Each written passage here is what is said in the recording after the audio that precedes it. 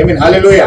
ఆయన ఎలాగైతే దేవుని కోసం ప్రత్యేకించబడ్డాడో దేవుని పిల్లలు కూడా అలాగే ప్రత్యక్షించబడతారు. ఏ యొక్క ఆచారంతోనో సిద్ధాంతంతోనో లేకపోతే కార్యాలతోనో వాళ్ళు మిళితమైపోయి ముందుకెళ్ళిపోతారు. హల్లెలూయా. ఏ సంఘ సరిపని కలిగి ఉండదు, మీతోనే మాట్లాడను. అందుకే బోర్ల పండుగ దాన్ని ఆధారం చేసుకునే ఉంది.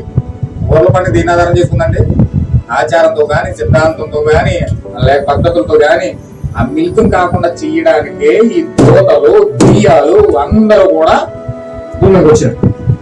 ఇవి దాటి మర్మాలు. ఆ విధంగా అది ఉంటున్నది మీకు ముందే ప్రవచించబడింది కాబట్టి ఆ విధంగానే అది బయలుపరచబడాలి. ఈ చివరి దినాలు అది బయలుపరచబడి మీకు ముందుగా చెప్పాను. ఈ యొక్క చివరి గ్రంథంలో నెరవేర్చబడిన వచనాలు ఏంటంటే చూడండి, ప్రవక్త యొక్క వాక్యాలు ఏంటంటే మెయిన్ ఈ ప్రవక్త ఏ వాక్యాలు చూపించినవి ఈ లేఖనాలు దీన్ని బట్టి నేను వచ్చానని నేను చెప్పాడంటే చూడండి, మలాకి 4:5 ఇది ఏలియా పరిచయం. ఒకటండి, దీని లేఖనాన్ని పరిపూర్ణంగా నెరవేర్చి తండ్రి హృదయం పిల్లలు తిప్పాడైనా పెంపు కోసం తీసుకెళ్ళాడైనా అది ఆయన జీవితం జరిగింది. రెండోది లోక 17 అధ్యాయం. లోక 17 అధ్యాయం ఇదేంటంటే మనిషి కుమారుని యొక్క ప్రత్యక్షత.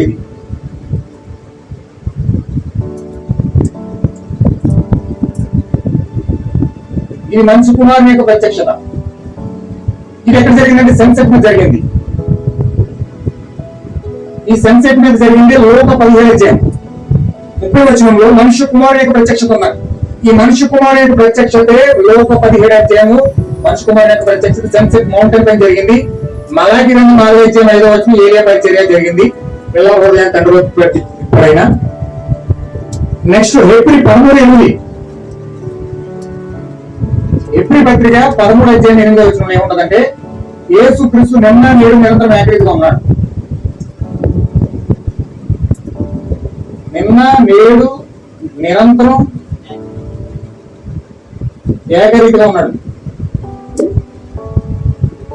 అంటే ఆయన ఆది కాలంలో ఎలా ఉన్నాడు, నిర్గమకాండం ఎలా ఉన్నాడు, లేవి కాండం ఎలా ఉన్నాడు, ద్వితీయ దేశకాండం ఎలా ఉన్నాడు, రాజుల గ్రంథం ఎలా ఉన్నాడు, సమూహ గ్రంథం ఎలా ఉన్నాడు, కీర్తన ఎలా ఉన్నాడు, యెషయా ఎలా ఉన్నాడు, ఇర్మీయా ఎలా ఉన్నాడు, యేస్కేలు ఎలా ఉన్నాడు, దానియేలు ఎలా ఉన్నాడు, ఓబేద్యా ఎలా ఉన్నాడు, మలాకి ఎలా ఉన్నాడు.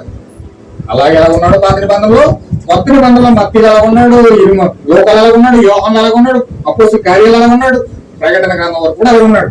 అంటే ఆది కాండం నుంచి ప్రకటన గ్రంథం వరకు మనము చూస్తే యేసుక్రీస్తే ప్రత్యక్షత పూర్తిగా కనబడతా ఉంది. అక్కడ బైబిల్ అంతా ఏమై ఉందండి, యేసుక్రీస్తు యొక్క ప్రత్యక్షత మనకు బైబిల్ అంతా కనబడుతుంది.